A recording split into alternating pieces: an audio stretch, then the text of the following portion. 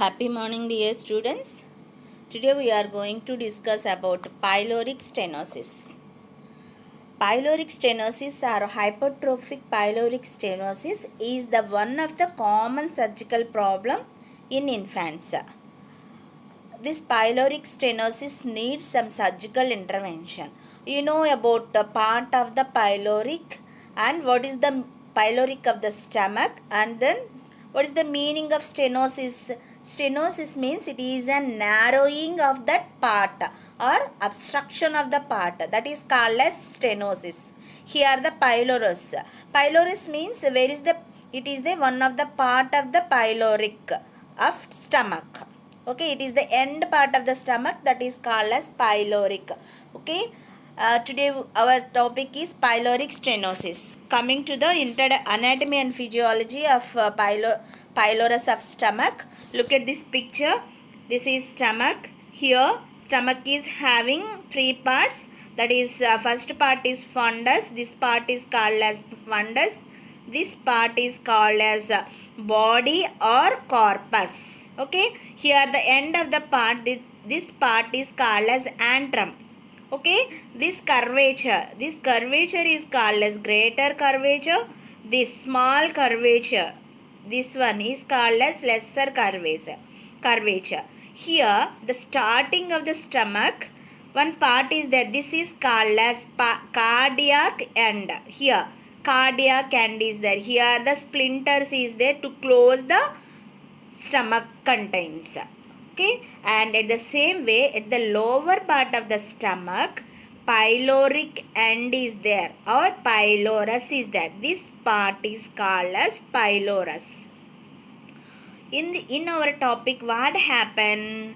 Hypertrophy is there in this particular part of the pylorus. Hypertrophy means excessive cell development. Hypertrophy, here the muscles of the stomach, that is circular muscles of the stomach, is overgrowth. So whatever is present in the stomach contents, it won't enter into the small intestine. So this part, that pylorus part is having narrow or necrosis or overgrowth is there. Okay, so it's prevent this pylorus stenosis is prevents the whatever the stomach contain should not enter into the small intestine. Okay, this is called as pyloric stenosis. Okay, this is about anatomy and physiology of pyloric and stomach. Okay, coming to the definition. Pyloric stenosis is defined as narrowing and obstruction of the lower portion of stomach, that is pylorus, that prevents food from moving from stomach into the intestine. It is caused due to hypertrophy and then hyperplasia of circular muscles of the small stomach. Here the stomach is having circular muscles to move the food. So here the hypertrophy or hyperplasia of the circular muscles is there. So it prevents the entering of food from stomach to the small intestine. This is called as pyloric stenosis definition. Next, coming to the incidence, it occurs typically in infants between 2 months to 8 weeks. 2 to 8 weeks of gestational age. Mostly we will see in below 6 months of age group children itself, they are having this hypertrophic pyloric stenosis. How much the ratio of live births is 1 in 500 to 1000 live births. 5 times more in boys than the girls. The male and female ratio is 5 times more in boy children. Okay, no particular causes is there, but genetic predisposition and environmental factors are risk for this pyloric stenosis. Okay, this is the incidence of pyloric stenosis. And coming to the pathophysiology. What is the pathophysiology? Here the intrinsic and extrinsic obstruction. Here the externally and then internally some obstruction will be there in the pyloric channel or duodenum. What happened here? The intermittent symptoms that progressed until obstruction is completely vomiting is cardinal symptom. The main symptom of in this condition is child is suffering with the vomitings. Initially it is there better tolerance to the liquids than the solid food. Whenever the baby is taking the breastfeed, that time during the feed itself baby is getting vomiting, it won't go up to the stomach filling, it should be there. If it is beyond the stomach capacity, whatever the feed is taken baby, it should be vomited. Okay, in later stage significant weight loss due to the poor caloric intake. Because poor caloric intake, child is having significant weight loss and intake malnutrition is a late sign, a very profound in patients with concomitant malignancies we will see in. Okay, here in later stage itself child is suffer with the caloric deficiency, that is child is suffered with the malnutrition of caloric, that is marasmic deficiencies is there. And next one is continuous vomiting may leads to dehydration and electrolyte abnormals, because child is suffering with the continuous vomiting. So that time we suspect that because child is not having proper energetic food to digest. So what happened? Automatically child is having dehydration and electrolyte imbalance, and then abnormalities also is there. When the obstruction persistent may develop significant and progressive gastric dilatation. Here because of obstruction there is no way to go the small intestine, so some obstruction is there in the part of the stomach. So whatever food it is contained in the stomach, it should be vomited, dilated. The gastric juices are dilated. The stomach eventually lost its contractility. Undigested food accumulates. Constant risk of aspiration and then pneumonia, because there is no way to go to the small intestine, whatever the food is present in that stomach. What happen? It may backflow is there, that is regurgitation will be takes place. Once the regurgitation means baby is having vomitings, and at the same time some aspirational pneumonia will be there. This food that feed, whatever the liquid content may enter into the lungs, and then it may produce the pneumonia, aspiration pneumonia. Okay, this is about the pathophysiology of pyloric stenosis. Okay, coming to the clinical features. What are the features is there? Means here the symptoms appears between 2 to 4 weeks of age. Early itself we will identify, that is 2 to 4 weeks of gestational age. Initial presentation is regurgitation and non-bilous vomiting, which may occur both during and after the feeding. Means whenever that baby is suffered with the baby came with you with complaint of after below the 2 months of age group babies. Okay, mostly male children.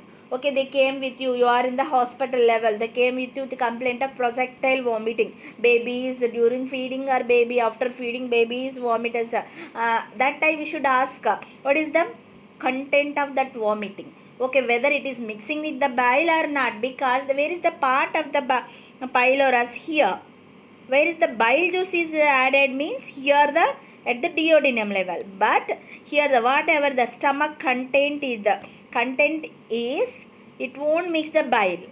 Okay, so that is the one of the main clinical feature. Okay, initial presentation is regulating and non-bilous vomiting, which may occur both during and then after feeding. Non-bile, it won't mix the bile juice, so you think that that is the stomach content. And next one is vomiting become progressively forceful until it is a projectile in nature. Projectile means it won't comes near. Whenever anything is comes baby is vomiting, you should ask projectile vomiting or non-projectile vomiting, whether that vomiting is mixing with the bile or not. So it will be evaluate that child is suffering with the some pyloric stenosis. Okay, here what is projectile vomiting means, whatever the stomach contains will projectilely move, goes that food into the away from that body. Okay, look at this picture, how that baby is vomiting. This is projectile vomiting. Babies, whatever the stomach contains is vomiting, that is regurgitating. Okay, regurgitating. Okay, it should be in projectile in nature. In projective vomiting, the vomitus is propelled several feet from the infant. Okay, it may goes away from the baby's body. Okay, it is characterized by characteristic feature of pyloric stenosis on vomitus containing gastric contents mucus and then streaks of the blood but does not contain the bile. Okay, it should not contain the bile. That is the main indication of this pyloric stenosis. Baby is having projectile vomiting, at the same time that vomiting is not containing of the bile. Okay, these are the two symptoms of main important symptoms in pyloric stenosis. And the infant seems by hungry or other symptoms including baby is having weight loss, poor weight gain, dehydration, because electrolytes, baby is not having proper food, so child is suffered with the poor weight gain, weight loss and dehydration. You know about the what are the clinical features of dehydration? Child is having sunken eyes, reduced level of consciousness, dry mucous membrane, reduced tissue turgor, child is having tachypnea, sunken eyes, reduced capillary refilling and tachycardia or hypotension is there, sudden weight loss is oliguria also is there. These are the clinical features of dehydration. If anything is there in that baby, it should identify that baby is suffering with the dehydration. Mainly the sunken of the fontanelles will be there. Okay, it should be dimple. Okay, depress of the fontanelles, anterior fontanelle is depressed or sunken. Okay, and then less bowel movements is there because there is no food, so the bowel movements also is decreased. Reduced frequency and then amount of stool, because there is no food for the digestion, so end part it is not there, that is stools also is not there. Okay, that is about the clinical features. And coming to the diagnostic evaluations, careful physical examination reveals a prim olive size mass in the epigastric region. Here the epigastric region means here the part above the antrum part it is there, no? Okay, lesser curvature. So here one olive size of the mass is present because it is hypertrophic pyloric stenosis. Hypertrophic means excessive cell development, increased cell development, so it may obstruct the passage or narrowing the passage. Okay, that is the diagnostic evaluations. Whenever you are doing physical examination itself, here the olive size mass is present at the epigastric region. In severely malnourished infants, epigastric distension may be seen and peristalsis waves may be seen passing from the left to right during and after the feeds. Because if it is a very poor weight babies or very malnourished babies, they are by physical examination itself the peristaltic movements we will see. Okay, at the same way that next diagnostic evaluation is barium meal. Okay, this barium meal is baby is swallowing, after that they did the x-ray, it relieves that narrowing of the pylorus. There is no there is an obstruction, there is no passage is there from the stomach to up to the small intestines. Okay, it relieves that with the use of barium meal x-ray. Okay, these are the nursing diagnosis. And coming to the management, there is no medical management is needed for this. Surgical intervention is needed for this hypertrophic pyloric stenosis. The surgical intervention, that is surgical management is it is treated in the 2 stages surgery. Okay, initially the fluid are given intravenously to treat the dehydration and restore the body's normal chemistry. First, initially you should treat whether any acidosis or alkalosis or decreased electrolyte imbalance. So first of all you should treat that, and after that you go for the surgery. That is pylorotomy. Here pyloromucotomy, it is followed.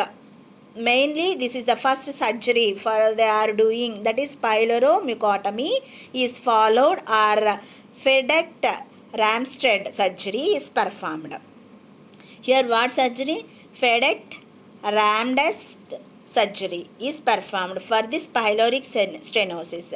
This surgery is helps in opening the tightened muscles of the pylorus that cause the narrowing. Here this is the part of the pylorus. Here the before the narrowing hypertrophy, the excessive cells is forming here. The circulatory muscles of the stomach, it may present, it may obstruct the food. Whatever is present in the stomach, it may obstruct the food enter into the small intestine. So it should be going regurgitating. Okay, this is after surgery they are doing here.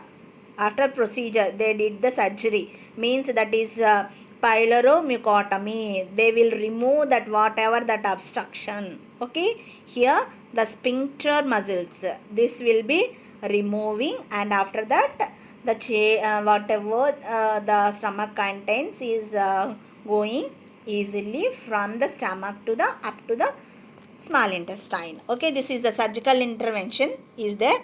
First it is two-stage surgery is there. Here first of all they should treat the electrolyte imbalance, normal chemistry. First they will restore the body's normal chemistry, and then they will do the pyloromucotomy is followed, or Fedect Ramstead surgery. Okay, this is the surgical intervention for the pyloric stenosis.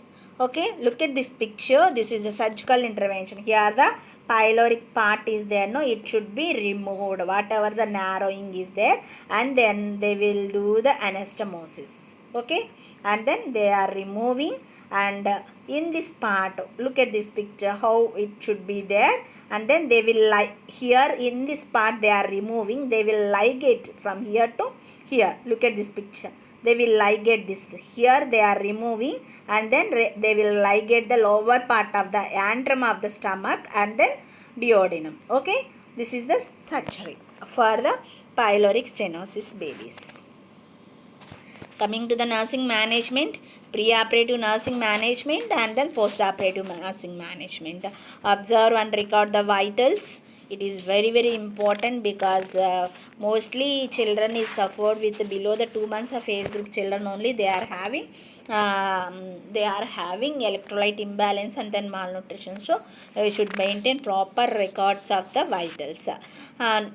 Note and record vomiters and then stools. Okay, how the vomiting is contained, vomiting is there, whether it is projectile or what is the content of the vomiting, and then stool content, everything it should be record carefully. Stop oral fluids and administer the IV fluids.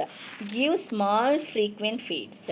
Weight the infant daily to find degree of dehydration, and then maintain strict intake and then output chart. Okay, this is about the pre-operative nursing management. Coming to the post-operative nursing management, observe for the signs of complications and manage the pain, provision of adequate fluid and then nutrition, prenatal education, and then follow up after the surgery.